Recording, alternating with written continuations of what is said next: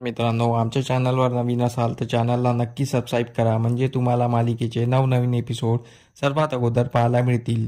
तर तुला शिकवीन चांगलाच धडा या मालिकेमध्ये काय घडलं ते आपण बघणार आहोत.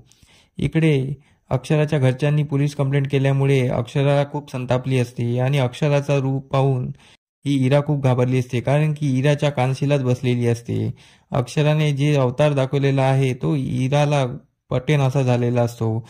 इरा विचार करायला लागते की ताईला आता एवढंसं बोललं तर ताईने इतकं रूप दाखवलेलं आहे, आणि जेव्हा ताईला माझ्याबद्दल बाकी काही कळेल की मी असं स्वतःहून घडवून आणलेलं आहे आणि भुवनेश्वरी मॅडमची मदत घेऊन घडवून आणलेलं आहे, तेव्हा ती माझं काय करेल हे चिंतेत इरा खूप घाबरलेली असते. आणि इकडे अक्षरा खूप चिंतेमध्ये असते आणि अक्षरा आईबाबांना बोलते, तुम्ही कंप्लेंट का केली? आता तुम्ही कोणत्या पोलीस स्टेशनला कंप्लेंट केली ते मला सांगा. तर इराचे आणि अक्षराचे आईबाबा बोलतात की आम्ही आनंदनगर पोलीस स्टेशनला कंप्लेंट केलेली आहे.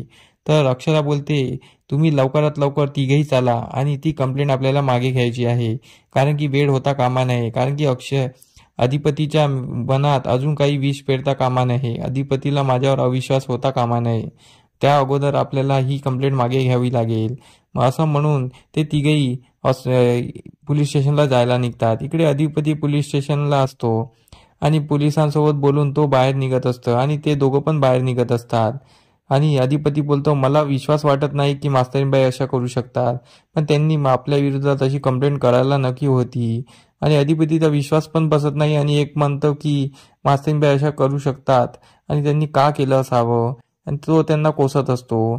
पण अधिपतीचा विश्वास खरंच नसतो की मास्तरीनबाई अशा करू शकतात म्हणून, आणि त्याला ती भुवनेश्वरी परत परत समजवत असते.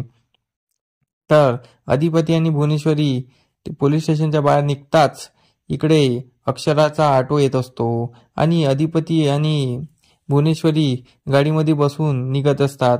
पण तिथेच दोघांची चुकामुक होते.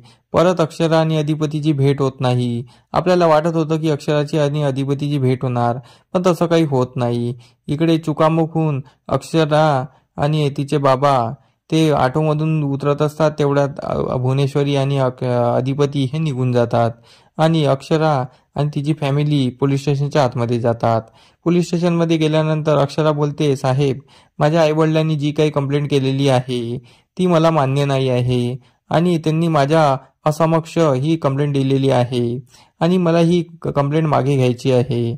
माझ्या सासरच्यांनी मला कोणताही त्रास दिलेला नाही आहे आणि मला त्यांच्या विरुद्ध कोणतीही तक्रार करायची नाही आहे. तर त्यावर पोलीस बोलतात की तुम्हाला हे पोलीस स्टेशन खेळखंडोबा वाटला का? आम्हाला दुसरे कामं नाही आहे का?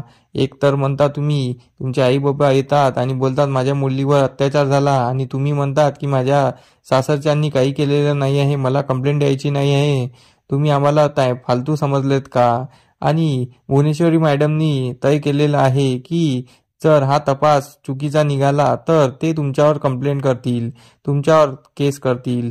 आता काय होणार ते आम्हालाच माहीत नाही, आणि भुवनेश्वरी मॅडम तुमच्यावर कंप्लेंट करतील का तेही माहीत नाही. पण तुम्ही ही केस मागे घेत आहे तर आम्ही ही केस मागे घेतो. पण अक्षराला जेव्हा कळते की भुवनेश्वरीने असं बोललेलं आहे, तर अक्षराला खूप मोठा शॉक बसलेला असतो की भुवनेश्वरी मॅडम तिच्यावर कंप्लेंट नाही करणार, आणि असा काहीसा एपिसोड आपल्याला पाहायला मिळणार आहे. तर आमचा एपिसोड कसा वाटला आम्हाला कमेंट करून नक्की सांगा. आम्ही तुमच्या कमेंटची वाट बघतो आहे. धन्यवाद.